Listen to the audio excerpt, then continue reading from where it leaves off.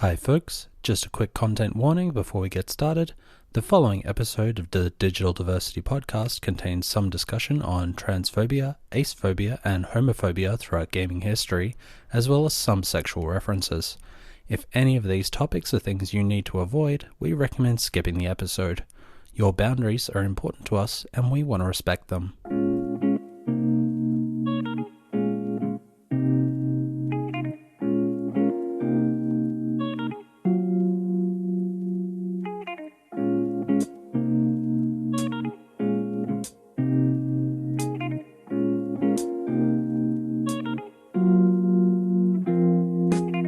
Welcome to the Digital Diversity Podcast, a show all about queer games and the fantastic folks that make them. I am Kaiju, pronouns they, them. I'm a games journalist, queer activist, and sometimes games dev, and I'm here interviewing Fae Daunt, aka Callie Ransom. Callie, please introduce yourself. Hi, Kaiju. Long-time listener, first-time caller. Really happy to be on your podcast this week to talk about, queer representation and whatnot. 30 seconds in and you're already trolling me. I love it. I mean, you got to set the right rhythm for the rest of the recording, right? Yeah, that sounds about right. Tell us about yourself. I'm not sure what I'd say I primarily do, but I'm a teacher. I teach game design and programming and web and graphic design, and I think that's about it. But I also make my own games. I do a bunch of speed running. I talk at a bunch of conferences. And there was another one there. Oh, I run a bunch of support groups as well for LGBT, especially students, because academia can be a pretty hard place for some people, especially when they jump right into it. Today, on this episode of the Digital Diversity Podcast, we are going to be doing our AAA queer representation episode. Now, this is one that I definitely wanted to bring Faye on with because she and I have done a State of Queer panel together, and she is also probably the best resource I know of when it comes to queer news in the industry. You do this a lot. Every week you do a roundup of industry news. And honestly, I don't know anyone who is more on the ball when it comes to this sort of stuff than you. Look, right now, it's kind of an obligation. You see, I found that in classes, a lot of my students didn't know what was going on in the industry. So every week I'd do okay, welcome to Monday morning class. So what happened in games this week? And when my students left my class, they got really upset that there was no longer any way they could possibly know what happened in games that week. So I had to start putting it on Twitter so that my students who had passed my class still knew what happened in games this week. And now it's a curse that I can never escape. Well, you can never trust any single source, and you do a roundup. You do a selection of all the news that people really need to know, the important stuff, I'd say, and collect it all in one place, as opposed to having to jump from source to source, hoping to get the right information. And that's kind of huge. You're doing something that no one else is really doing. Well, at least no one else on Twitter. As far as I know, I'm sure there are other people. I'm not going to be reductive there. It's just, I guess I might be the only person who does it in the local scene here in Melbourne. Yeah. So as listeners might know, we are down one co-host today. We are down Maddie. We are down Timepatches. She is off with other commitments right now. And she was really passionate about wanting to make this episode happen because March is seeing the release of The Outer Worlds on Switch. And this is really important because The Outer Worlds has one of the most prominent asexual character representations in games at all. Possibly the only that okay, there's a couple that I know of, but it's the only one that is 100%, this is a confirmed thing that is in canon, and you can't really come away from the game not knowing it. Yeah, we acknowledge that this is who this person is. We are talking about it proudly. We are happy, and it's there. It's undeniable, and it's wonderful, and it's the only time I have seen this in a AAA game. And we've covered indie games with ace representation before. And, Maddie has made one. We've got people in the Melbourne community who make them, who are absolutely amazing. This felt like the right time to talk about the importance of queer representation in AAA games. Prominent examples, be them good, be them bad, be them almost there, but that's what we're going to talk about. We've primarily covered indie games on digital diversity, but what about the big budget games that actually have queer characters? Faye and I have both put together our own lists. Your list is no doubt incredibly huge and immaculately organized. I wouldn't say it's immaculately organized. First of all, it's in the middle of a bunch of code that I just made a space in for my own game because I had my Sublime text open and it's the easiest thing to make notes in. So I'd say organization is probably not what I would call this, but it is here. And that's what's important right now. So I reckon let's start with history and change of queer representation in AAA games. So the first documented, I would say the first canon queer character would have to be Burdette. There is some smaller ones before that, but they're all fucking terrible. They're all like, here's a 1985 game on Atari and it's a murder mystery and it turns out that the murderer is both gay and a drug dealer. Yeah, let's start with Super Mario 2 because that is a Nintendo is a dyed-in-the-wall AAA studio, has been since the beginning. And in Super Mario Brothers 2, there is Burdette, who would rather be called Burdette. Oh, sorry. Is it Burdette or Burdetta? There seems to be some kind of... So I've never heard anyone say it out loud. I've only seen it in an instruction manual and then written on the internet. So I'm not sure. But what did the instruction manual say? Birdette. I would say that's Burdette. Okay, let's go with Burdette. Yeah, Burdette is a issue.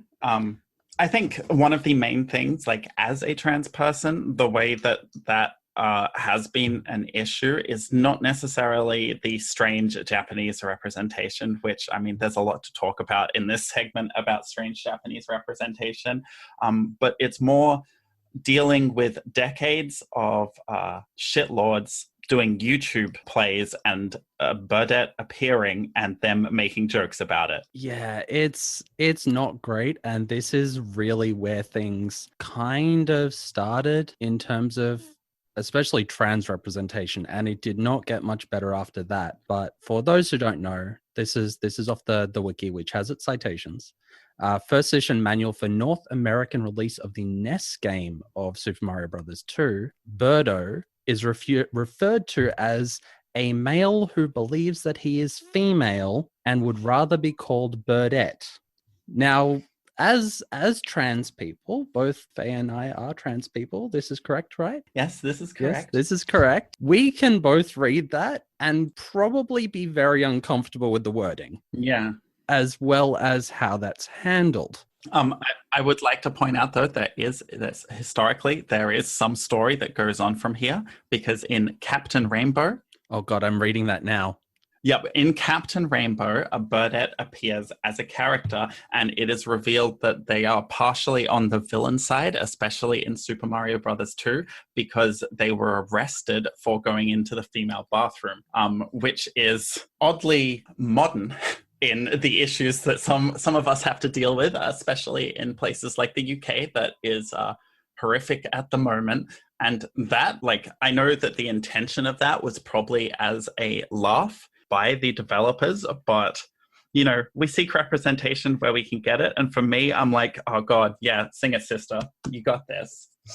Yeah, and it's really not great, and it continues to be the same way. I just finished interviewing KC, NPC KC, who made the One Night Hot Spring series, and that interview is about to go up. In their games, they talk about the exact same situations of people being afraid to go into the toilet of the bathroom of their gender, not their legal gender, for the exact same reasons. So you can see that things haven't really changed that much since the 1980s over there, and it's not great.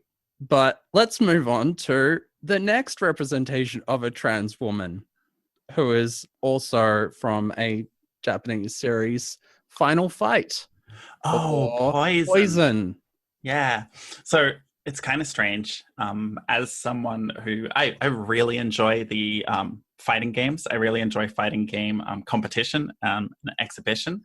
The Battle Arena Melbourne, I try and go to every year because I just fucking love fighting game competition. And Poison is an odd one because, first of all, Poison's inclusion is a horrific story, as you're probably Really well aware. it's horrible. Is, you know, in a violent game, you can't punch women. So what if they were actually, you know, trans instead? Then it would be okay to punch them, and thus Poison was born. Yeah, the misogyny built into that is so horrific. It's, oh no, it's fine because they aren't a woman or they aren't woman enough. I love the design of Poison. The character design is amazing and is, I'm going to say, is very trans culture. Just that Yeah. look is so on the ball for trans culture. And I don't know if we built trans culture around Poison or if we just kind of, or if they just somehow managed to pick it up straight off the bat. Yeah, they did it.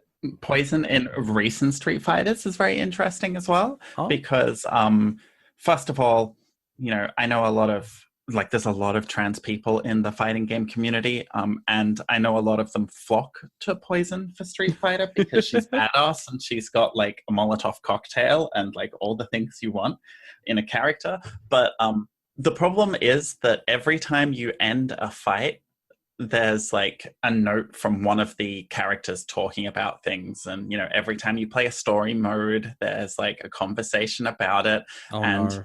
it's very difficult because you go, fuck, I love Poison, and then they say something and you're like, oh, well, I didn't like that, but let's keep going. Also, she has different status depending on what region of the world you're in, on whether she is operation free or post-op.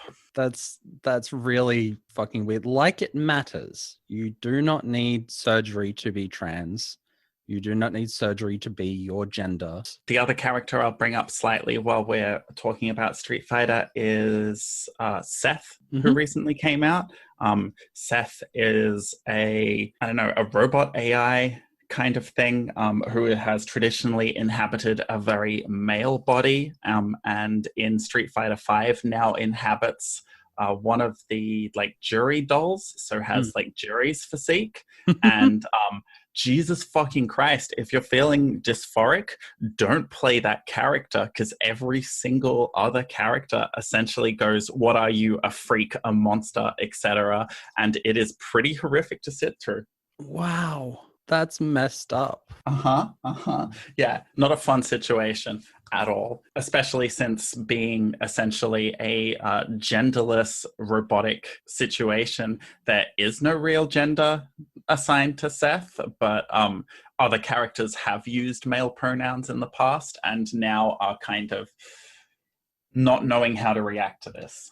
Yeah, this is another long going example of people slapping a gender on something or something based off cultural ideals or even language ideals. And we see that with inanimate objects. We see people gendering inanimate objects for no reason. What the hell is wrong with humanity that we've got to stick a gender on everything? Like, that's definitely a thing that we have to deal with every day. Moving on from that first tangent. From there, I don't really have anything up until we get to, say, The Sims. I was going to say, 2000. Kaiju, when do we get to the good representation? Yeah, I think we're gonna skip all the RPGs and Japanese games predominantly down to 2000, because I'm having a look through that and there's some not great stuff in there. And yeah, Final Fantasy VIII had some pretty horrible trans stuff. Final Fantasy IX had some pretty horrible trans stuff. There's a lot. If people want to know, just go wiki it. Just go wiki list of video games with LGBT characters. That's a base a very narrow list. There's a lot more than that, but there's a lot of stuff in there. And a lot of it is questionable, to say the least. For the majority, especially with the Japanese content, you can sum up the representation to played for a laugh, played either as kind of hidden ideas. Like, for example, you have enemies in like Final Fantasy IX who, oh, am I male? Am I female? It's a mystery. I am evil, but I am also mysterious, and you will never know. You get a lot of that through Japanese stuff, homophobic stuff as well. Even most recently, it's kind of shown exactly how they handle it with Persona 4, where there's a single scene and it's just a gay couple who are flamboyant and almost aggressively hitting on a male school child. And I know this is going to get a collective groan from a lot of people, but was it Catherine? Oh my God, fucking Catherine. I mean, the worst thing with Catherine is not like the initial storyline was bad enough where it was like, haha, you slept with a trans person. Oh my God, shock, horror. But then the re-release that happened recently where they added on the storyline where the main character can go back in time and essentially fix the trans character by convincing them to never transition so they can finally be happy. There's nothing good going on in that situation at all. That is how you ruin lives. That is literally how you ruin lives. It's important to note, next to Catherine in my notes, it just says fuck off in brackets. That's all I've got written there because that's all I needed. That's fair enough. There are, I will, while we're just talking about like Japanese game development through the ages, there are two, I would say, outliers in this particular situation. One of them was the first Nier, where you had Cain, who was intersex, although in-game was called hermaphrodite, etc. Wasn't handled nicely, but nevertheless is representation of intersex, which is not something that you really see even in the rest of our list. It's something that I want to see more for digital diversity, is more games with intersex characters and made by intersex devs, because definitely. They are voices that we very rarely hear. And another problem with the wiki list is that they classify cross-dresser as LGBT.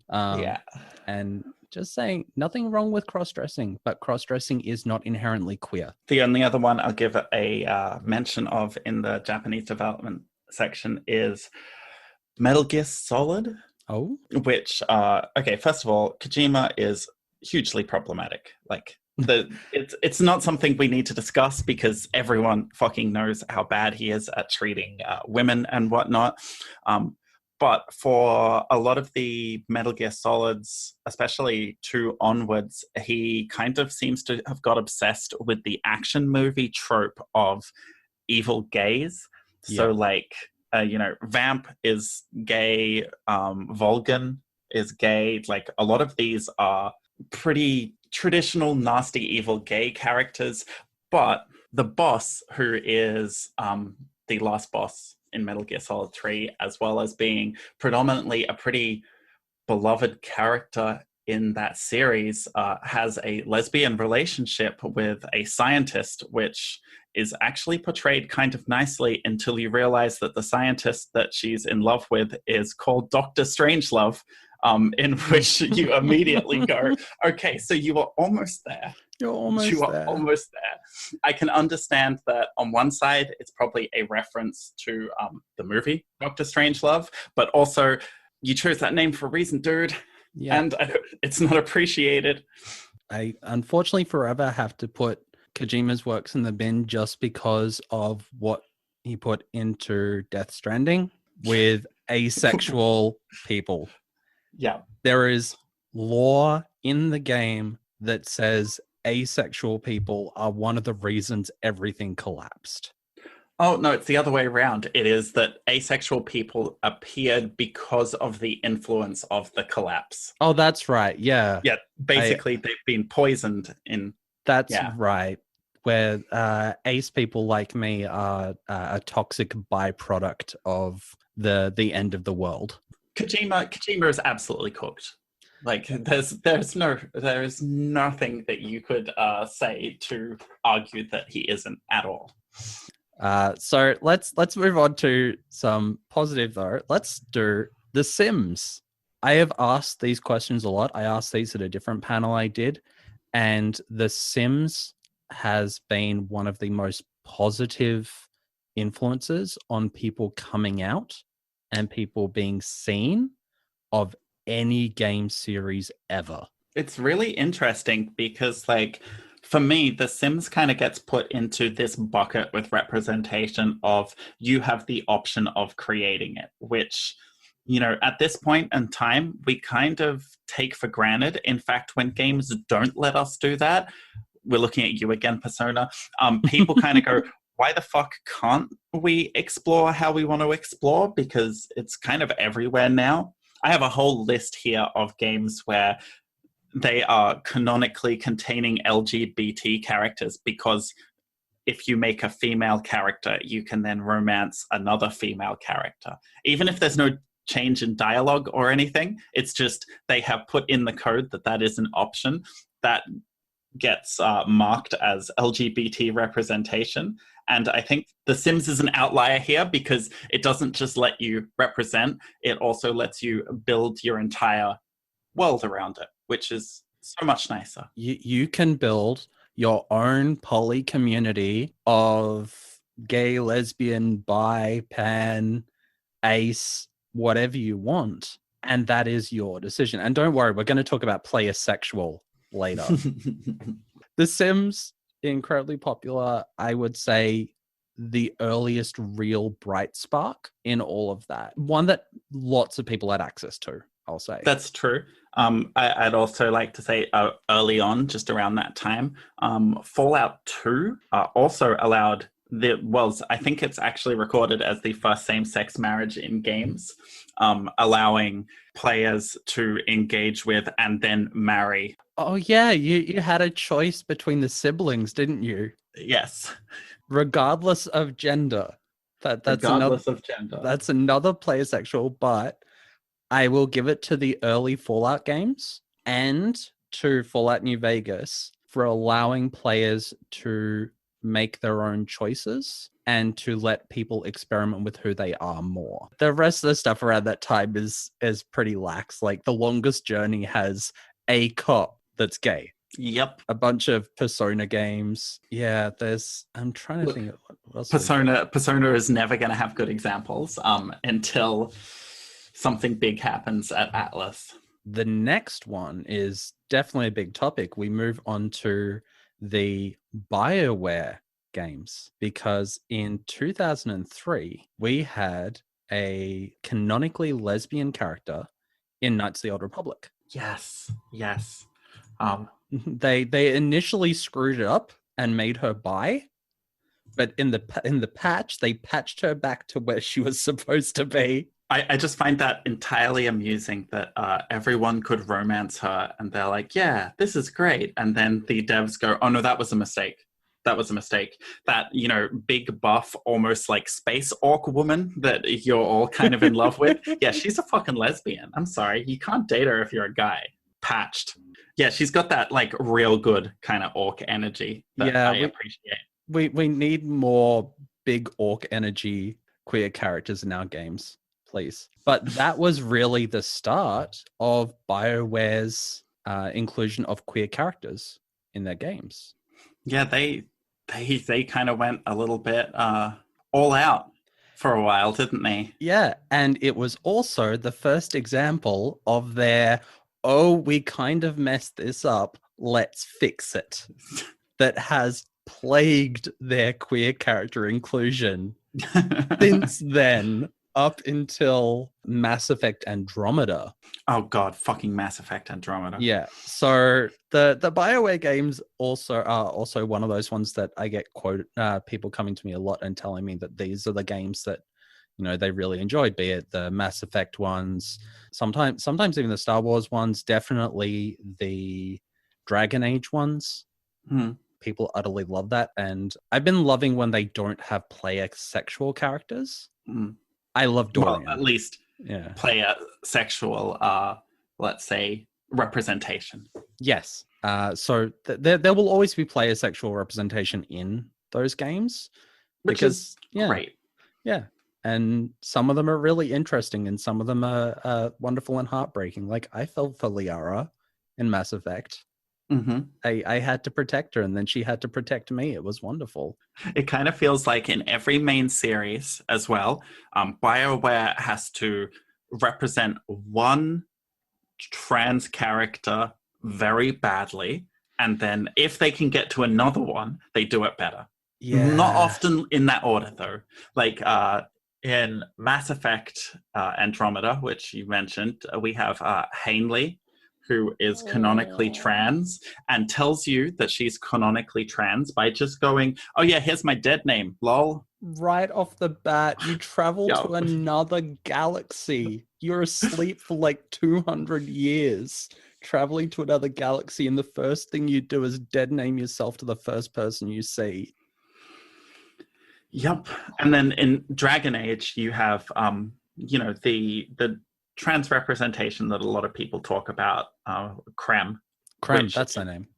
Handled a bit better than usual, but at the same time, in the previous, I think it was in Dragon Age 2, you have Serendipity, who was a cross-dressing sex worker that people read as trans, and then BioWare was like, oh no, they're not trans, they're a cross-dresser, and there was a whole fucking kerfuffle about that. Yeah, I'm not going to dig in that too carefully. Every time I try and bring up that sort of thing in public, I get attacked very loudly. So yeah, it's a difficult line to walk, because we can, everyone can accept that cross-dressing has a large history in LGBT culture, and it's a history that a lot of people have bonded over and feel really strongly about because of how important it was to them. And that's going to be the case for a while. And it still is. And a lot of people work out who they are gender and sexuality wise through experimentation. And I will never pull down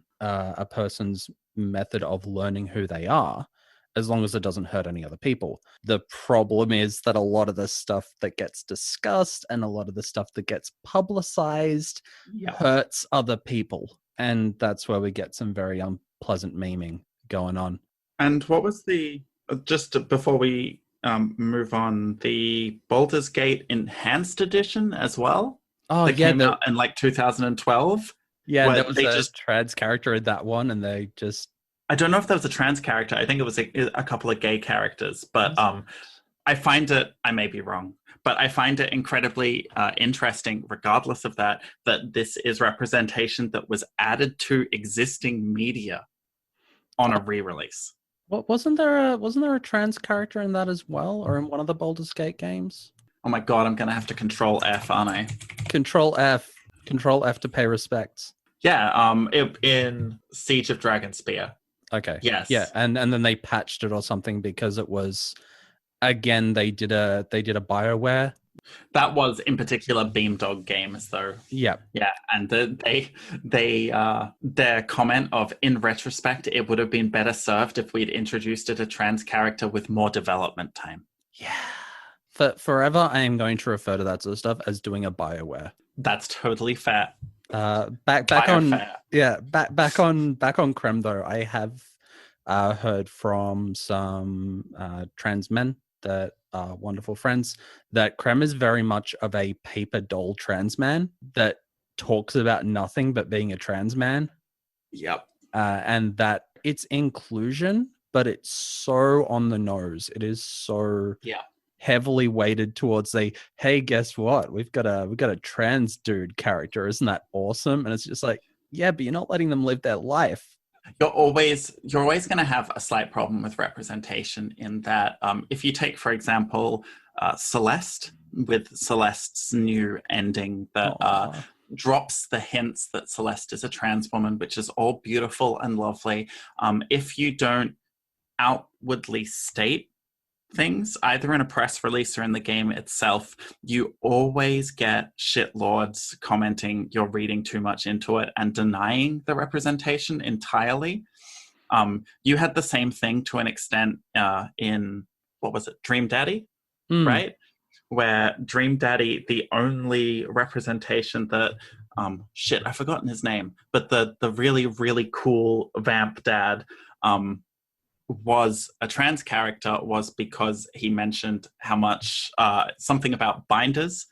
So you have this situation where anyone who knows LGBT culture goes, oh, I see. But once again, you've got people saying you're reading into it. And you always will have that situation. You also have problems with like, sorry, I'm ranting now, but I'm going to finish this rant. Ranting is good. Rant on. Boyfriend dungeon, right?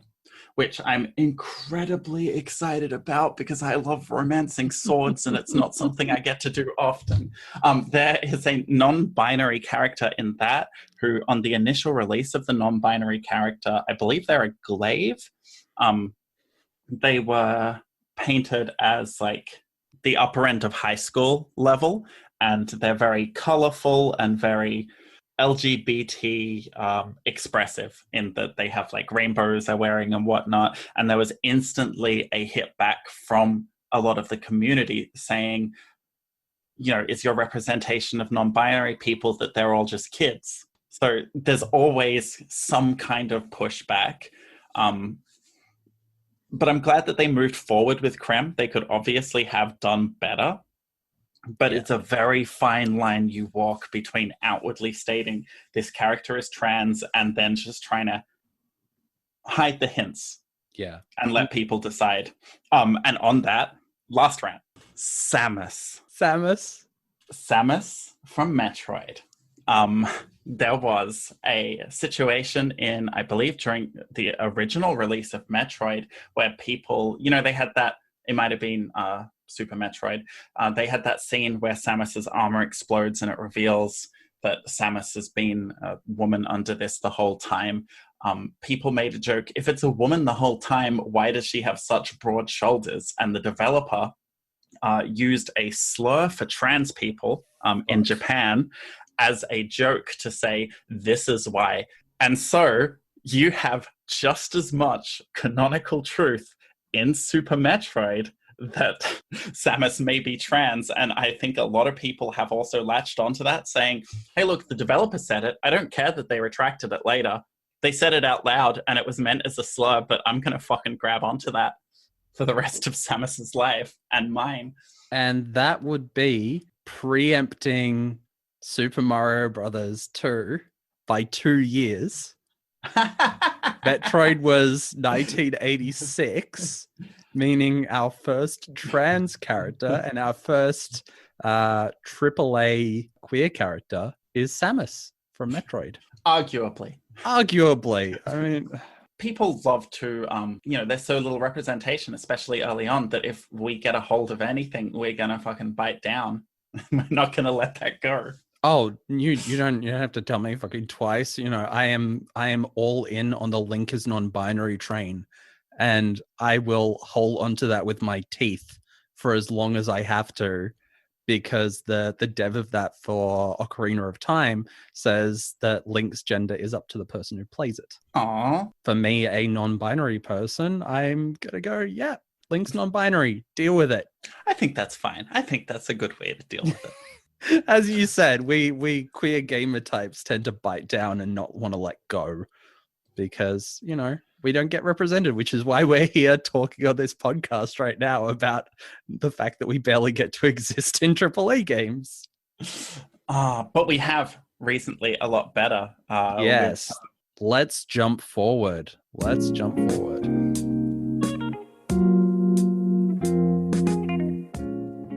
So, where should we start?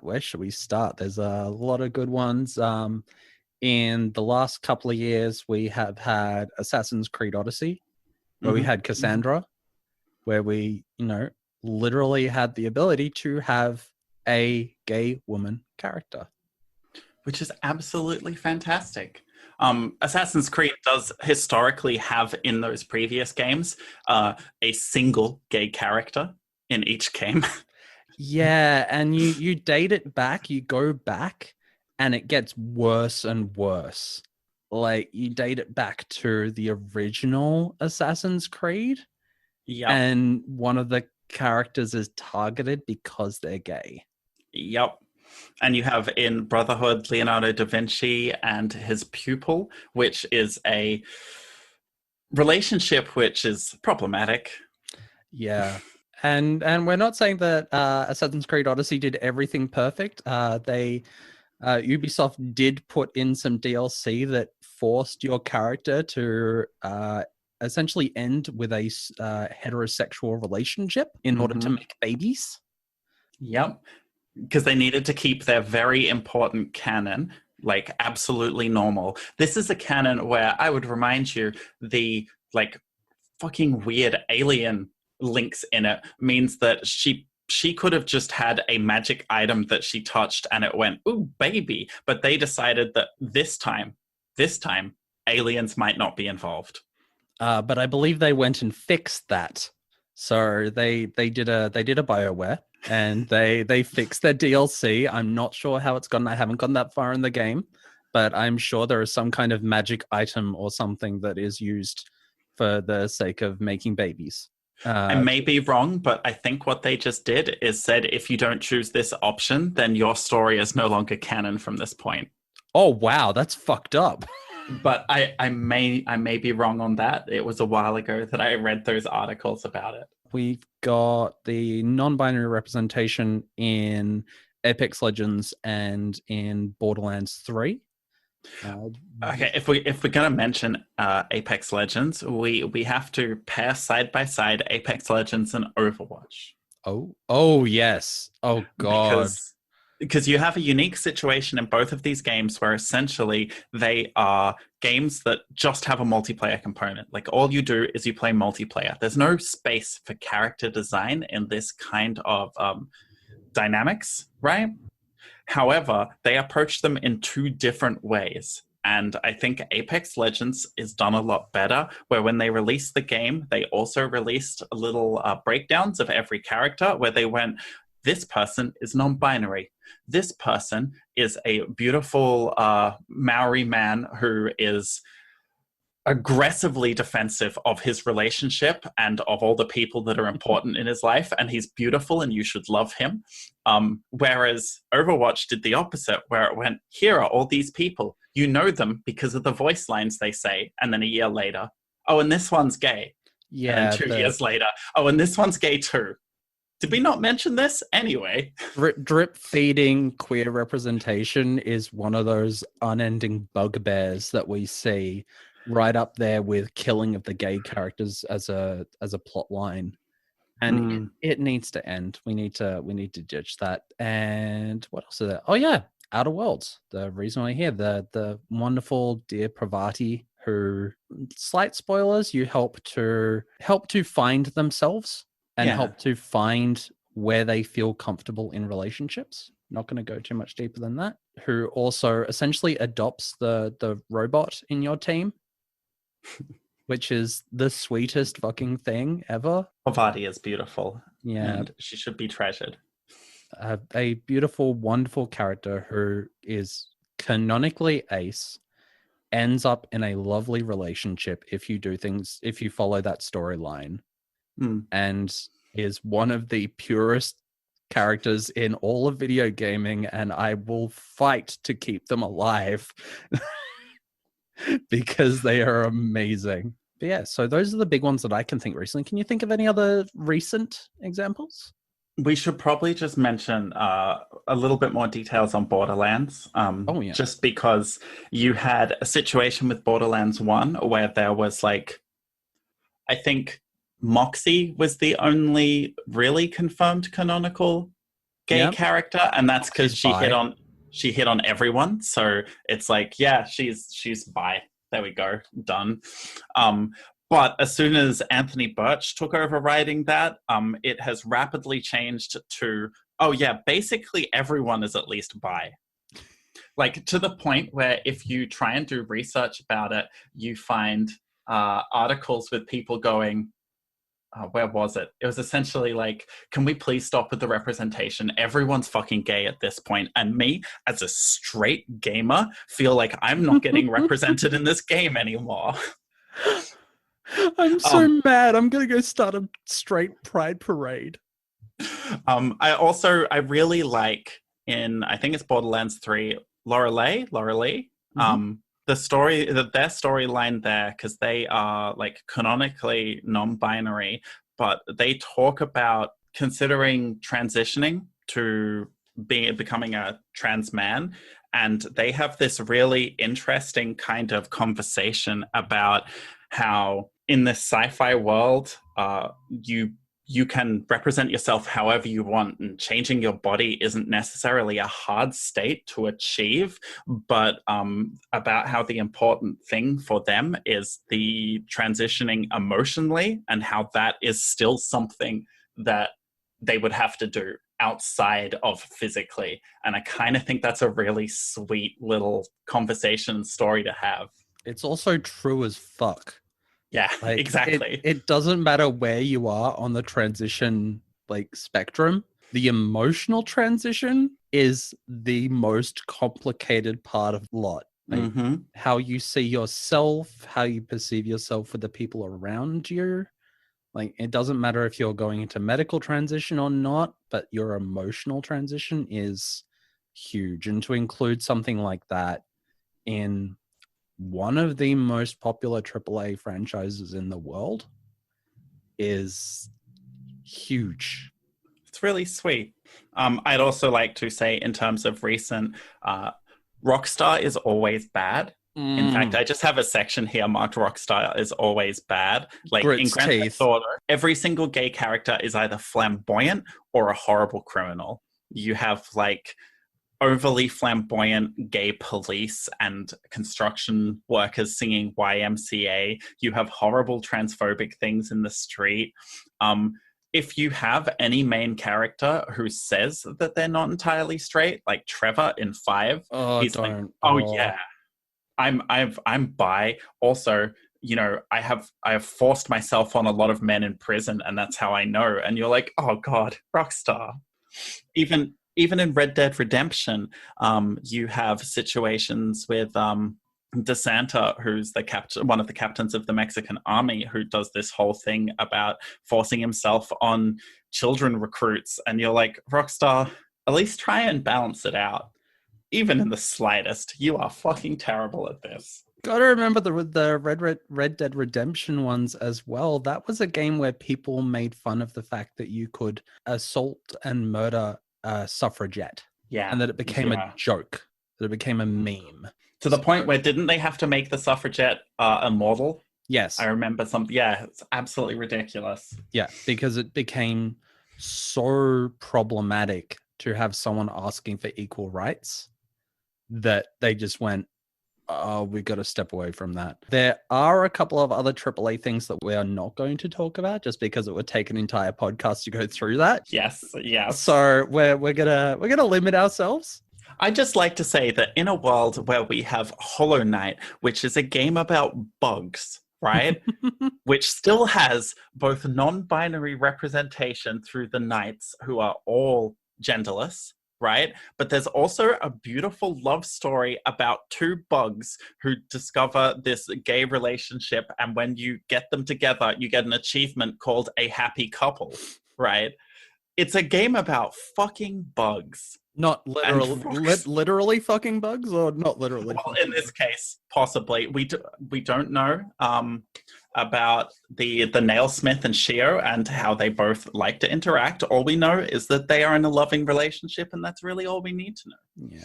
But yes, in a game with things like that, we still have a lot of AAA games just not doing it right. And we have seen change. We have seen a lot of positive change.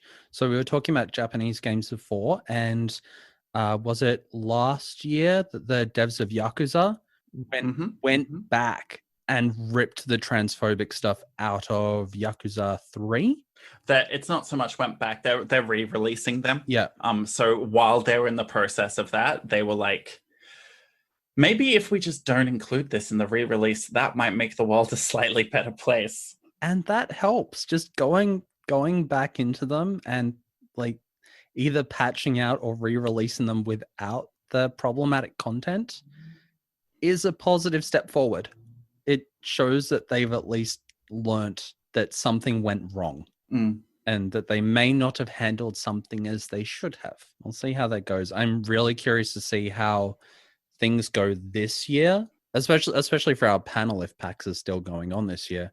Oh yeah. Yeah, I mean that's months away, but I'm still already thinking about it because we get to start things off with The Outer Worlds because that came out just after the last panel, which means it gets to be like the first thing of this panel, which makes me so happy. Hell, if I'm going to say it now, if we do not get the ability to do that panel at PAX because of whatever might happen in the world, I'm going to get everyone together and we're going to do the panel here so we can do it and we can make it happen. Oh, that sounds nice. I'm all for that. We didn't get to record the last one because none of the small room panels, and we were a double room packed out, got recorded. And that makes me really sad.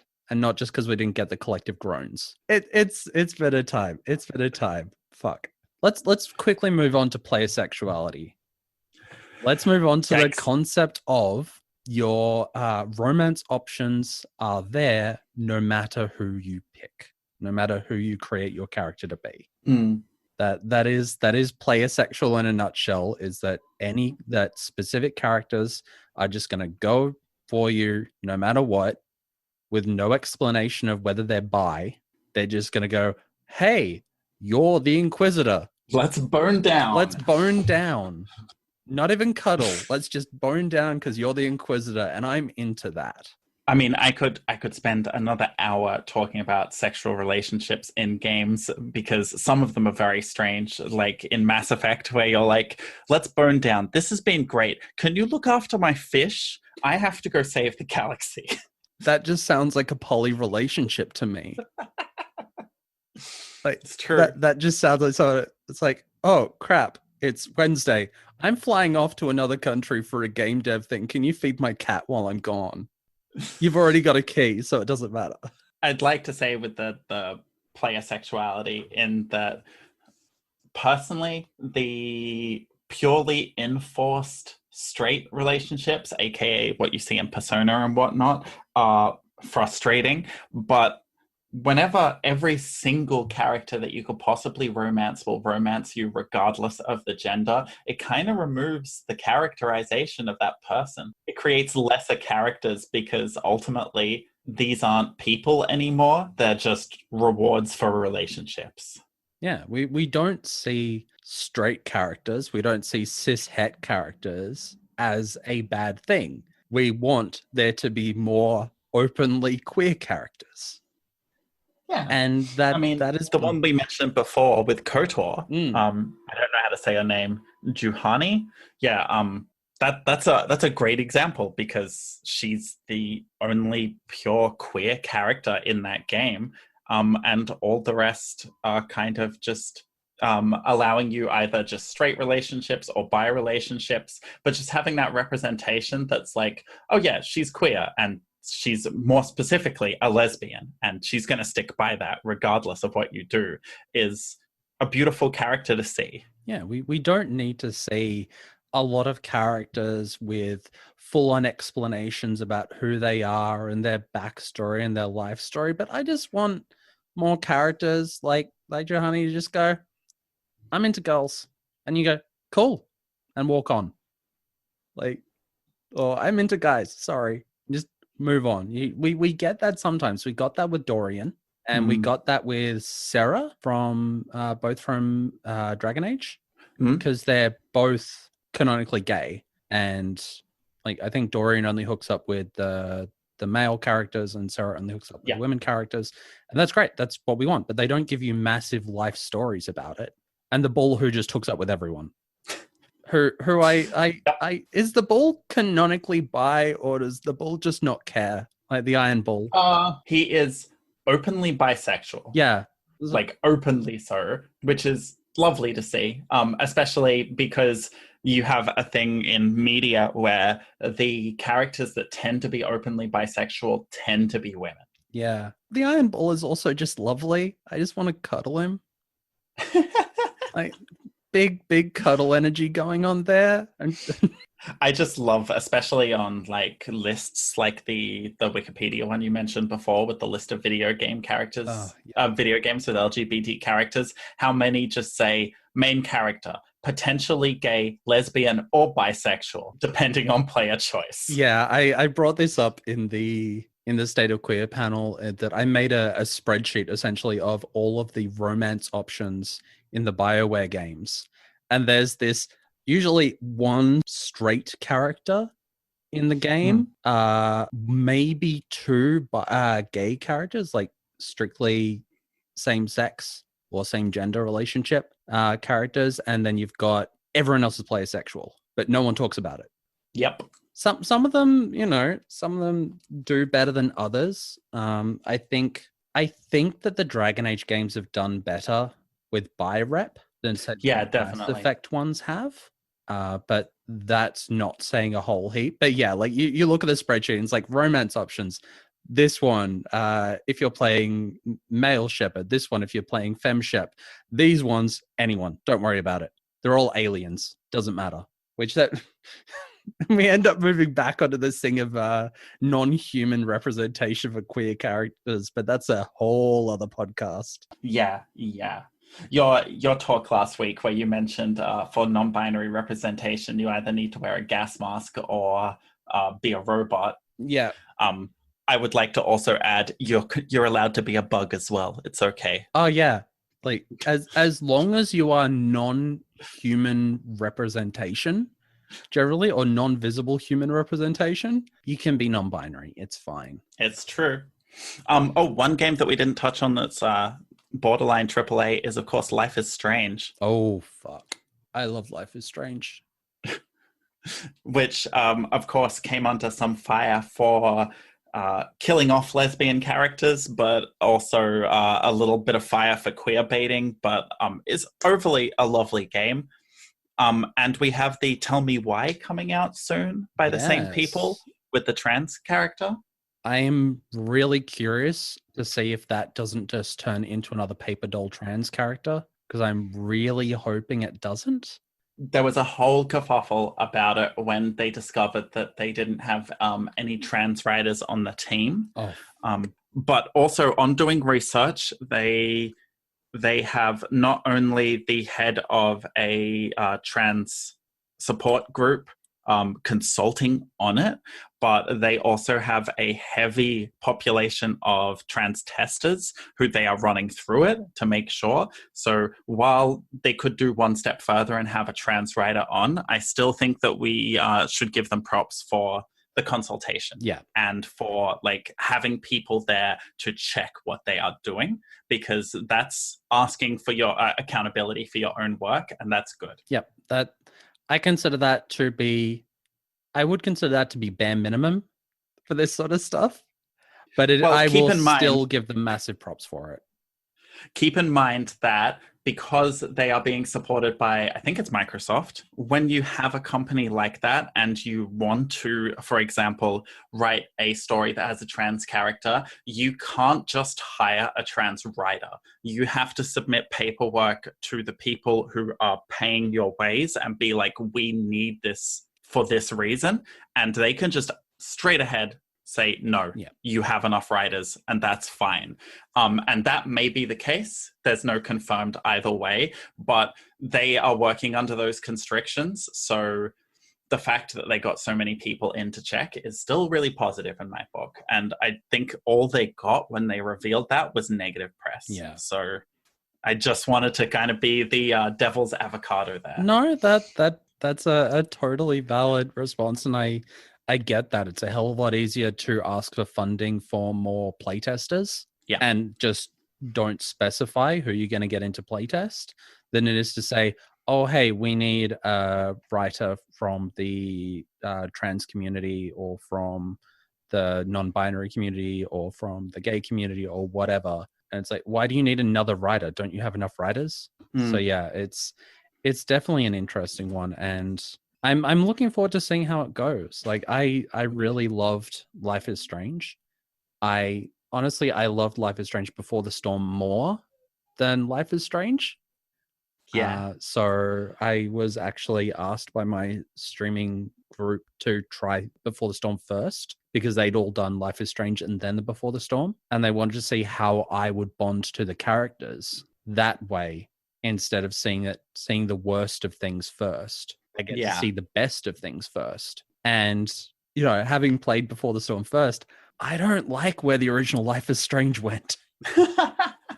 I feel it's the good old. Do you play games in like chronological order in terms of narrative, or do you play it in chronological order in terms of release? If you're watching chronological order at from the actual story, it just becomes another story of them killing off queer characters. Yep, it certainly does. Speaking of killing off queer characters, I have one more AAA game on this list, and it is Last of Us. Fuck. So canonically, Ellie in Last of Us is queer. And while we haven't seen Last of Us 2 yet, the indication that we are given from the trailer is it maybe starts with her lover being killed and it's a revenge story. So that trailer, that teaser trailer made me sick. Yeah, it's how it handled all of that made me feel sick to my stomach. Yeah.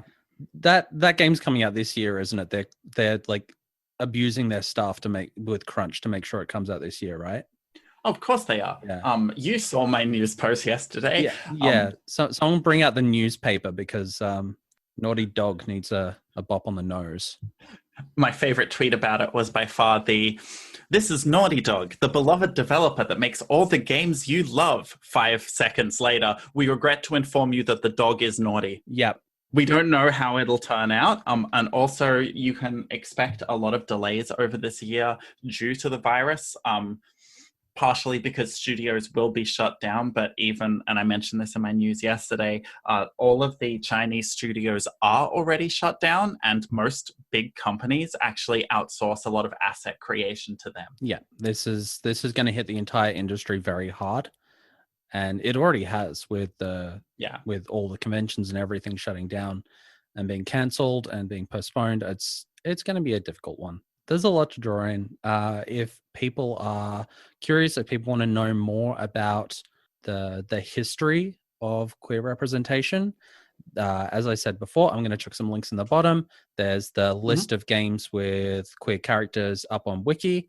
It's pretty much all got citations, so it's all pretty good as it is. Another fantastic resource is Queerly Represent Me. Of course. Without whom I wouldn't be making this, because I was inspired by them to do this whole project. So I'm going to be dropping that. They've got a massive spreadsheet, visual and otherwise, that lists all the games, when they were made, what kind of representation they've got. If you're curious, go in and have a look, because there's a lot of amazing stuff, a lot of terrible stuff, and a lot of stuff where they almost got it. Queerly Represent Me is a great group, and what they're doing such good work. And hearing any of them talk about how much they have to play games and how much they have to sift through submissions and whatnot, this is not an easy task, and they're doing fantastic work. So check out their resources and support them however you can. You can always submit your own representation in game through their system, which helps them out a lot. So if you see something and it's not there yet, just send them the details, because it'll get added to that database.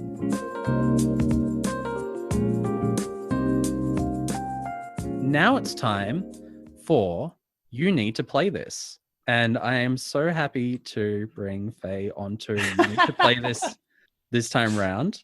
So I'm going to get my one out of the way, because it segues in quite nicely from talking about Queerly Represent Me. So I'm going to bring up Rainbow Cafe. And this one was created by Dakota Barker and Alana Cole. And it is a wonderful little RPG maker experience where you go into a cafe and you talk to queer characters. You talk to queer people from all across the spectrum.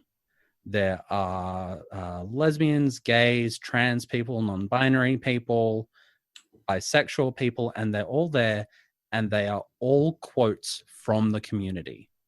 It is built up from the community, from people talking about who they are, how they found themselves, where they feel safe and their struggles.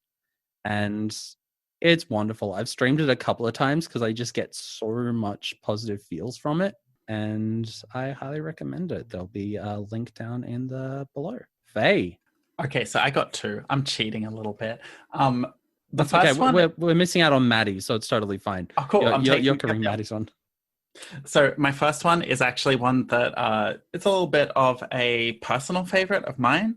It's called We Know the Devil. I believe they have a copy of it on itch and a copy on Steam, but it's just kind of beautiful in the way it's about three people who are at a Christian summer camp, and they decide to spend a night in a abandoned house with the intention of meeting the devil at midnight.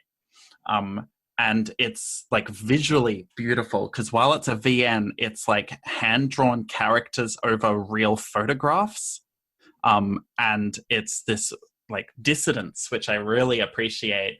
And it does have a trans story in it, which is absolutely beautiful. It's one of those games, and I'm sure you've seen one like this before, where you kind of smash through it because it's not particularly long, but you find yourself thinking about it for days afterwards, just being like, yeah, that was something I did. That was something I experienced. I'm looking it up on itch.io right now, and just the synopsis of it is amazing. We Know the Devil is a story about everyone who made you cry at summer camp. It's about missing your Sailor Moon VHS tapes. It's about how being irresponsible is contagious. It's about knowing that a group of three, two of you will be closer than the other. Yeah, because it's got multiple storylines, because essentially every time you get a choice, you can choose which two people hang out and the third person gets left out. And at the end of the game, the person who is left out the most becomes the devil. Oh, wow. It's really beautiful. I love it. Well, and that is made by Pillow Fight. Oh, thank you. Yes. I'm just looking it up now. And it looks amazing. There will be a link below. That just looks so good. The other game I would like to mention is a game by Anna Valen, who is absolutely lovely.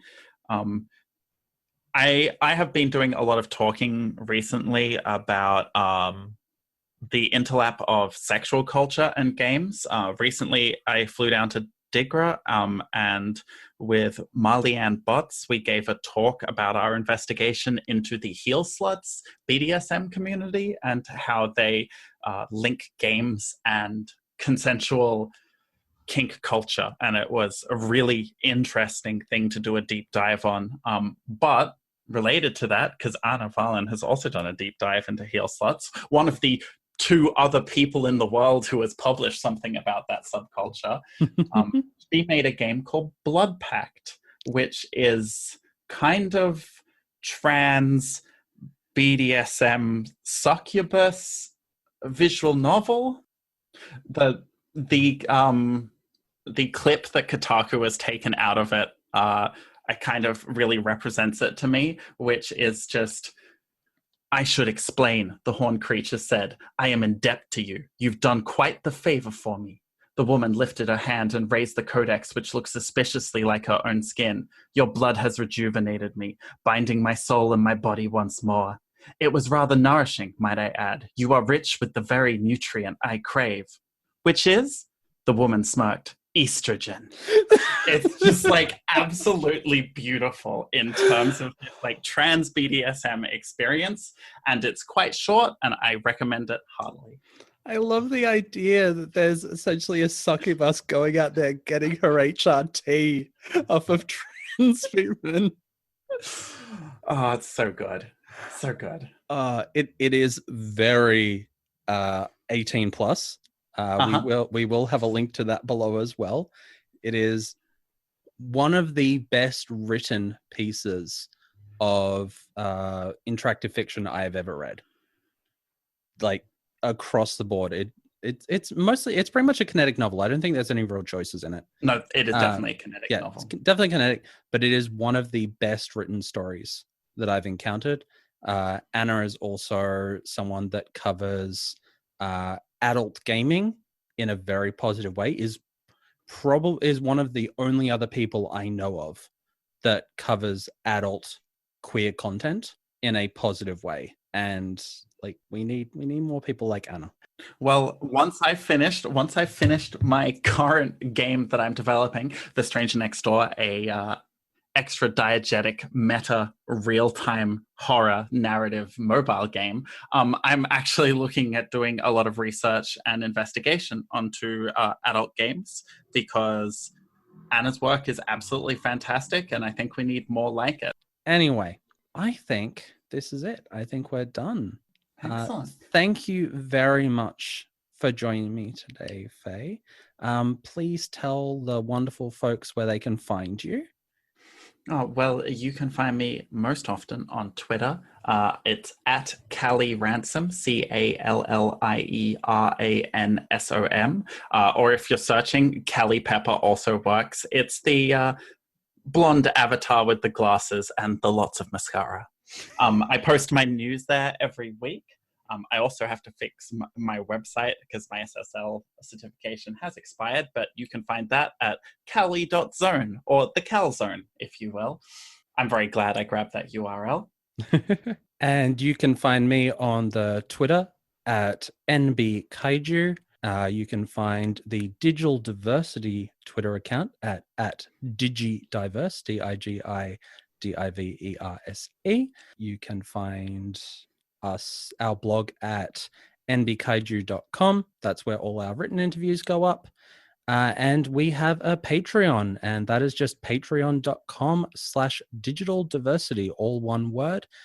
Every dollar helps to go towards hosting this podcast and the website. Thank you. Next month, we will be having our Game Jam special, and there is plenty of stuff to look forward to. So thank you, everyone. Thank you, Faye. You're welcome. Until next time, folks, look after yourselves, look after each other, be proud of who you are, and keep playing games. See ya.